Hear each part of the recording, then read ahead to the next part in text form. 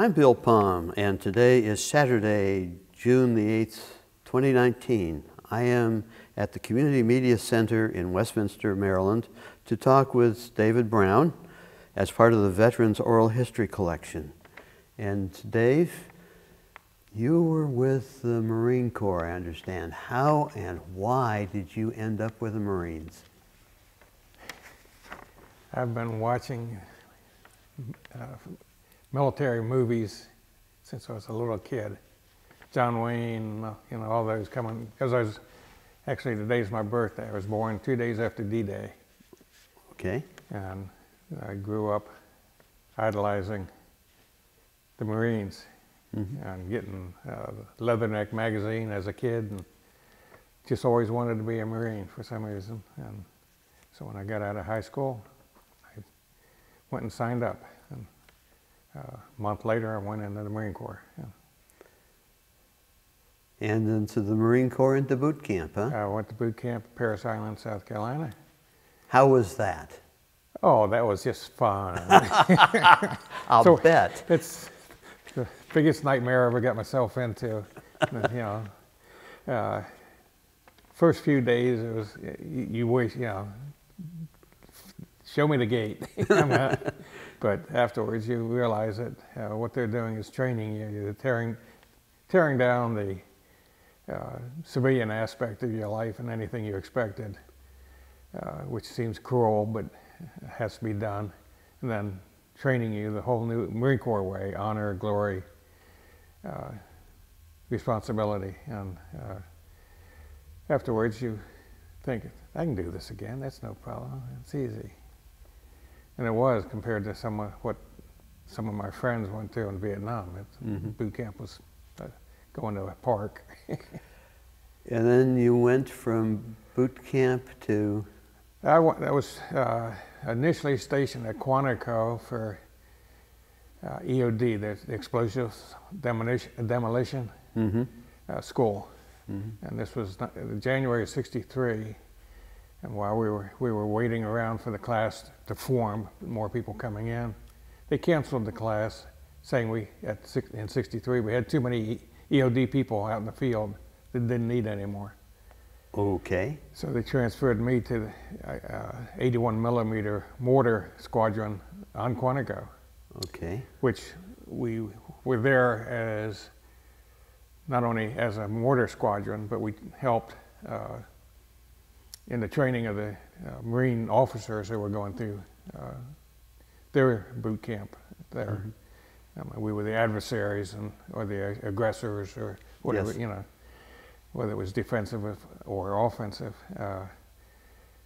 And one day my captain came and said, "You qualify for electronics school. Do you want to go?" And I'm thinking, mortars, electronics, after 20 years I get out, what's going to work best? I don't know any mortar people out here. And it's not brick and mortar, but right. So I went to transferred there to California for electronics school. And it was interesting because the school's on the Marine Corps Recruit Depot in San Diego. So I've been to both places. One as a recruit, one as a student. Spent 13 weeks, no, more than that. Went there about 6-7 months going through electronics school, and ended up as a aviation radar technician. Okay, I was going to ask, I was interested, electronics, that's broad, and you learned specifically radar? Radar repair, and then went back across the country to Camp Cherry Point Air Base, joined MASS 1, which is Marine Air Support Squadron. We would be outside of the, way ahead of the airport, and we'd be bringing in, using our radars to bring jets in and out, and helicopters and stuff from the runways. What year was this? This would have been late '63, early '64, and I spent most of '64 down there. Then they transferred me from that to MASS 7, which was forming up overseas. And we were supposed to go to Atsugi, Japan. We all formed up out in California to fly to Japan when we found out one of the guys in Atsugi had smoked in his bunk at night and the barracks caught on fire. And so they, all of a sudden, from going to Japan, we were going to Okinawa, which is part of Japan, but it's a lot further south. So we went to Camp Schwab, which was a tank battalion base. And I tell people I'm the air wing and I'm at Camp Schwab, and they said, no, you can't go to camp. There's no air base there. And I said, I know. But we were there. And from there, then transferred. Actually, we filled in, and I'm having a problem with it because that was Mass 7 went when we went to Vietnam. We were Marine MAC, M-A-C-S, Marine Air Control Squadron instead of Support Squadron 6. And we were rotating out, so as we went down, some of the same number of dear people left who had spent their time overseas. And so I came into Chulai, and we were setting up our camp in the mud. I mean, they had bulldozers that leveled, well, not quite leveled, but they took the trees down so we could set up, but that left dirt, and dirt in Vietnam turns to mud. Yes. Was this the red, heavy mud? This was the red, heavy. So you step somewhere and your boot picks up about 2 pounds of mud? You gain about 4 inches to 6 inches when it rains. And we were new out on a point, and it was a small village further out on the point than we were. And somebody higher up in their thinking decided we didn't have any protection. I mean, we were Marines, we had rifles, we knew how to shoot, but we didn't have any other protection. So they sent out a company of Marines right out of boot camp. First time in country. They set them up and they shot at anything that moved that night, including us. And so the next day they took their bullets away, and we're thinking, why even have them out here? Right. Well, they shot up the village too, because the cows moved and people moved, and they were scared. And it wasn't much going on. From our viewpoint, there wasn't much going on. We had, I think, 3, I won't say snipers, but 3 people shooting at us. Might have been the same person 3 times, just taking a pot shot or 2. We were setting up a 70-foot tall bubble. That was like a raft you take to the beach, a pizza-shaped piece of pie. You put them together and you hook them, blow them up, and you have this 70-foot dome, which was strong enough to lift heavy antenna. There was an antenna that was, well, the whole thing was as big as this room, 2,000 square feet. And so we were climbing the outside, hooking these things as we climbed up, and all of a sudden I heard this, and there's a bullet hole. So I'd climb down, get some patches, climb back up, and somebody had to do the same on the inside, patch the hole, and it missed me by about a foot. And I looked at it, and it came from the other side, so it came through the one side, through my side, and I'm thinking, this guy could have killed me and never even known it, because we weren't using safety ropes at the time. I just climb up and hook it. So that was the first time I was shot at. Second time we were going, well, I transferred, we had a 25-man detachment in Fubai, which is like 40 to 50 miles north of Chulai. And it was a small commercial airport. I mean, small. Westminster's airport is huge compared to what we had. We had one 1,500 foot length, well, 1,500 yards maybe. You could get a prop airplane in on. And weekly, Air Vietnam would come in with passengers, stewardess, land at the airport, It had one building, two-story part of it. Half of it was repair shop, the other half was a waiting room, and the tower, 2 stories high. I would imagine these are fairly small.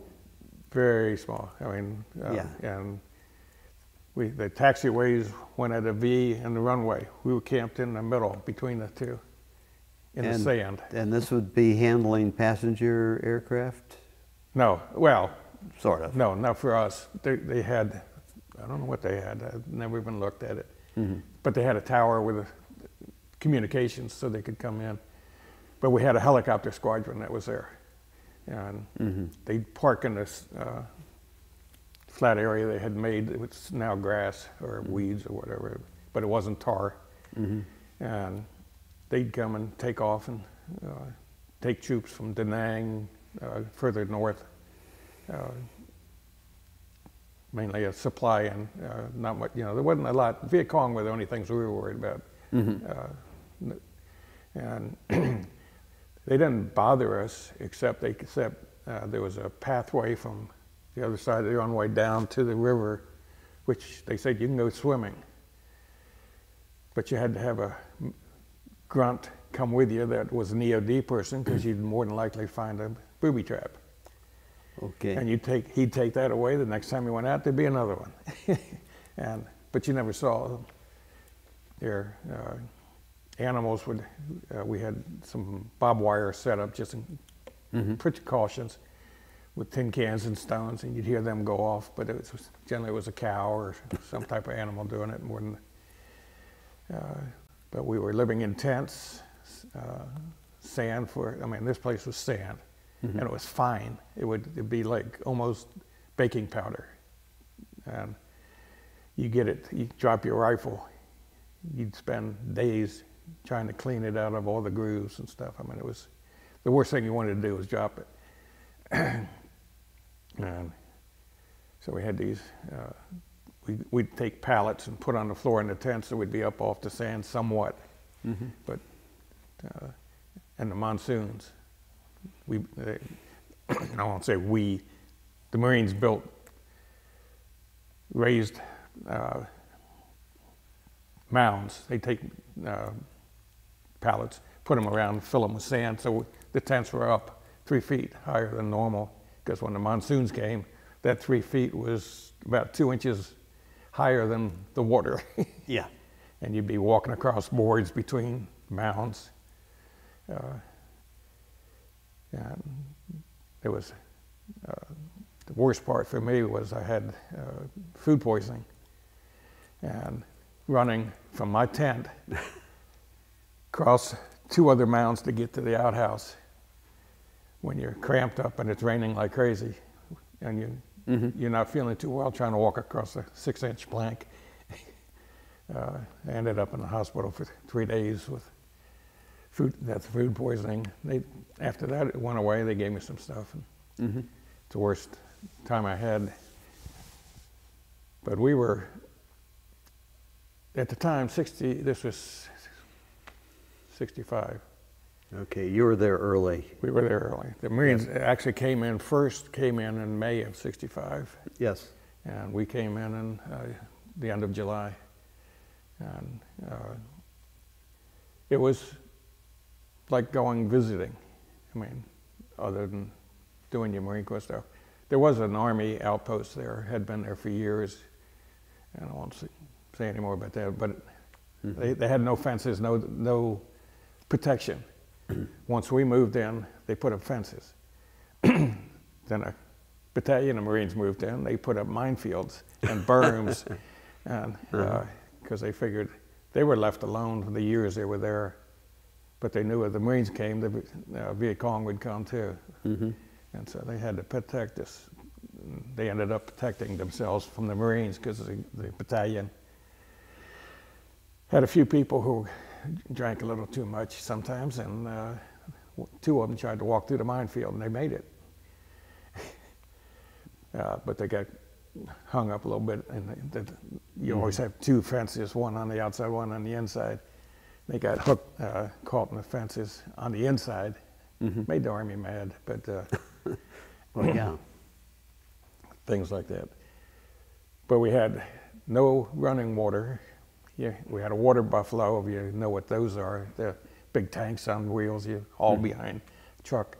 So we have to go to the Army because they're the only ones had water and purification plant. And so we'd go over there, load it up, bring it back. You wanted a shower, you took a 5-gallon jerry can, rinse yourself, get wet, soap up, use the other one to rinse off. Now you're standing out in the middle of an airport, no clothes on, you're taking a shower, and here comes the plane. No problem. I mean, it didn't bother them at all. Didn't bother us. We wanted a shower. Well, it was an overwhelmingly male environment.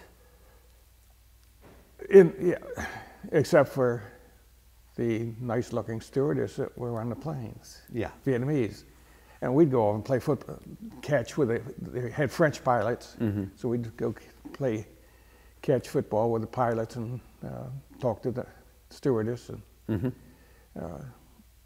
just have fun. The Vietnamese that came and went, they didn't bother us. We didn't bother them. They just got off like you normally would and go into town or wherever they were going. And we had City of Way, which was about 15 miles, well, probably only 10 miles north.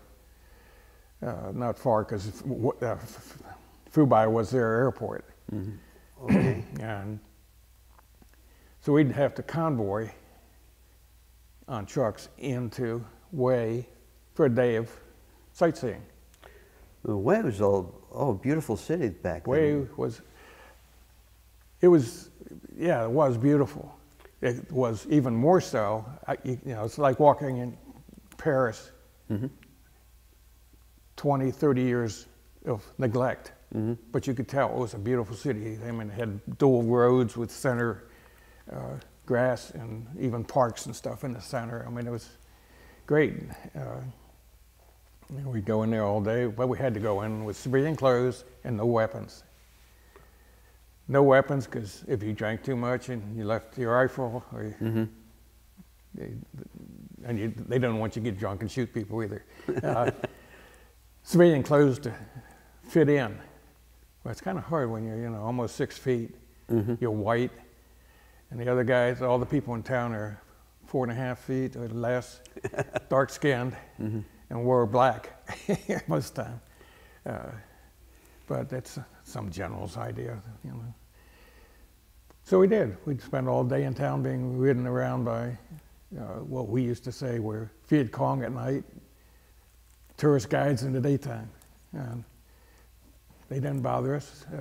Beautiful, the Citadel, which was Way used to be the provincial capital.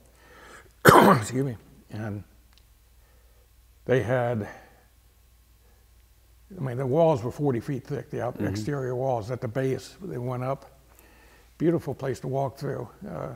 And you could tell they were short, because when I saw that where I won't say king, but whoever ran the province would sit, they only had 6 foot tall ceilings.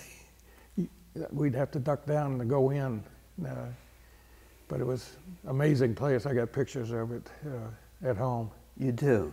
And then in '68, when they were Tet Offensive, I think we just ended up blowing half of it apart in the city and everything else.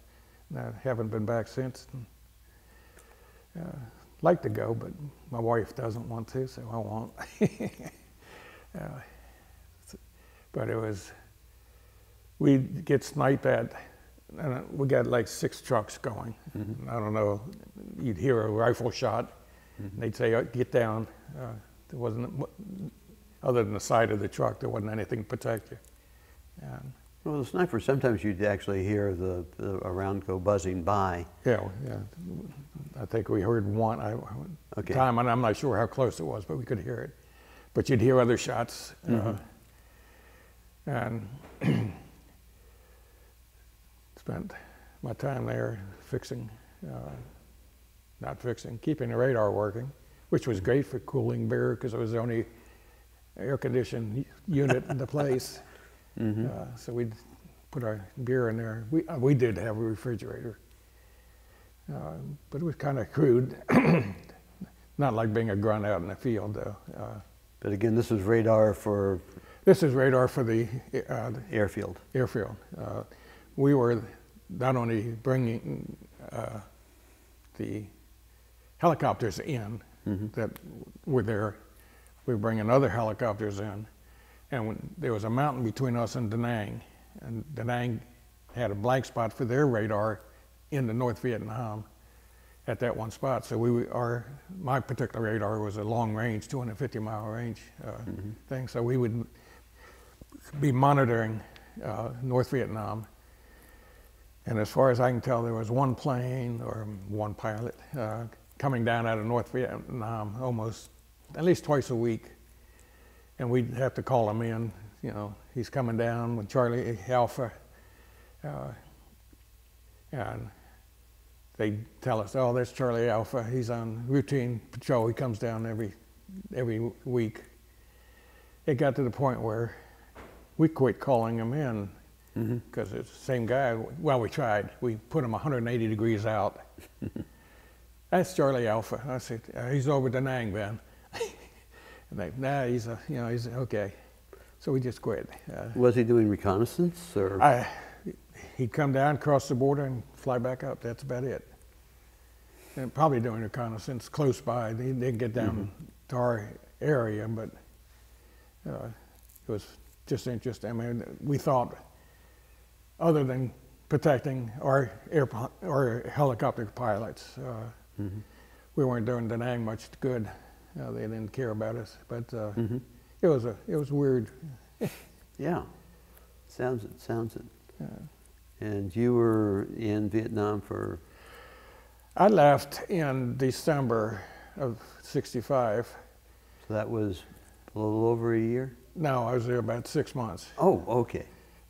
They came again. Our captain came by and said they have Marines in Okinawa that want to come down, but there's a quota at that time of Marines able to be in country. I don't know, that's all he said. So they can't come down unless somebody leaves. And I'm weighing the pros and cons of being in Vietnam, the combat pay, no taxes, and being in Okinawa, where I worked part-time in the club as I'm not a big guy, but well, we call it, they were stewards, but they were basically bouncers. We took care of club cards. If you didn't have a club card, you couldn't drink. So we issued them and took them away, and I was getting paid more there than I was making in Vietnam. So I said, well, okay, I've been here, done that. I transferred back to Okinawa and spent another 4 months up there. And rotated back to the States. And in rotating back, President Johnson extended all Marines 6 months. Excuse me a second, I'm getting all these dries. Yeah, that's tended to kind of interrupt people's lives. Yeah, it's... Change your plans a little bit. Because normally, at the point when I was rotating back, I had less than 2 months left on my 4-year term. And normally they just let you out because it takes longer to process you into a new, well, they have to give you 30 days leave too in between, process you into a new station. And then discharge you takes time too, so you know. But anyway, I had came back and requested Quantico because it was close to home, and they'd pay my way from California back there anyway. So I spent 3.5 months in Quantico. You were married then, huh? No, I wasn't. I didn't get married till I got out. Okay. 2 years later. They didn't have any radar that I was familiar with down there, but I was a sergeant at the time. So they made me a barracks sergeant, which was good because I had a room to myself, whereas all the other Marines were in one big bay with bunk racks and stuff like that. We had a television, a few perks, and they made me supply sergeant. So I'd determine what parts, or they determined what parts they needed, and I'd fill out paperwork and put it in to get parts for the radars they were working on. Spent the last couple months, they kept asking if I wanted to re-up.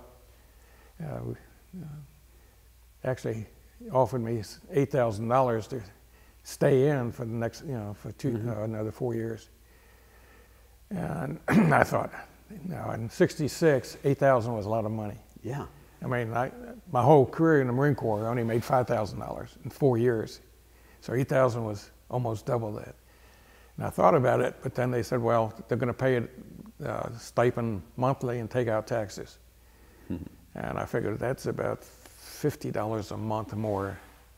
And at that time, I had interviewed for a civilian job in Maryland.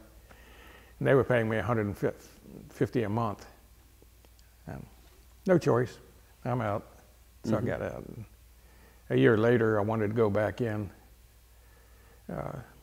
Because at that time I had the few months I was in Okinawa before I came home, I met this little Japanese girl, Okinawan, mm-hmm. beautiful, cute little lady, and wanted to go back and see her. But when I went to the Marines to say I'd like to join again, they said, well, we'll make you an E3 instead of an E5. Mm-hmm. I said, no. I missed the cutoff by 1 week. Oh. If I had done that a week before, they would have kept me back in as a sergeant. Well, that's a big cut. Yeah. And so then I kept my job, went into retail management. I don't know if you want to go into after that, but ended up owning my own retail store. And oh, I did not know that. Yeah, I was a singer, assistant manager I started with, and then became a manager of one of their stores. Actually, I was a manager of 2 of their stores, one in Mondawmin Mall, Baltimore, mm-hmm. which we ended up closing just because it was the prior manager who sacked the place and didn't keep any records. Mm. Yeah. And I got into electronics again. It was a computer program for 27 years. So. Well, that would be interesting because you were kind of, starting off as computers were expanding like crazy then. We were. I remember working for a company in Baltimore that one of our, quote, whiz kids downstairs came up with a board electronics board. Mm-hmm. He says that is equivalent to the control data mainframes we had in Rockville. Mm-hmm. And they were big at that time. Control data was big. And this little board equaled them. And we're thinking, nah, no way. Then Apple came out. Mm-hmm. And all of a sudden, miniaturization and mm-hmm. power. I did that, like I say, for several different companies. I mean, for 27 years, I enjoyed it. One reason, in between, I got married, went to college, got a bachelor's degree in economics, which helped the programming aspect because abstract economics works mm-hmm. good for programming. And the first job I got, there was 3 other people in there that had degrees in economics, working for the government. And then I transferred out of that back to civilian life, and got married before that, but been married for 51 years, and today I celebrate my 75th birthday. So, well, happy birthday indeed. You're welcome. Yeah. Thought I'd do this on my, so just works out. Congratulations. Yeah. What from you were in the Marines for 4 years? 4 years and 3 months, yeah. 4 years, 3 months. And you probably knew how many days at one time? Yes. Couple of days. Yeah, yeah. What stands out in particular? The camaraderie with the fellow Marines. I mean, I don't know about the Army and Navy, but the Marines say once a Marine, always a Marine. So I'm still a Marine. Yes. It's like getting your bachelor's degree. They can't take it away from you. You got it. 4 years is my college. Like my wife went to college 3 of the 4 years I was in the Marine Corps. And the pride, the discipline, the camaraderie of any military unit, but I'm going to say from my point, the Marines, and I'm still a Marine because I'm Commandant of the Carroll County Marine Corps League, which is a lot like your American Legion, VFW stuff. We meet monthly and we're open to Marines, corpsmen, I forgot one of the, and associates. If your wife wants to join your Marine, she can be an associate. But and we just do the same thing they do. We're helping fellow Marines, fellow Navy. We give scholarships to Marines families and help them out where we can. Train the young Marines, kids growing up.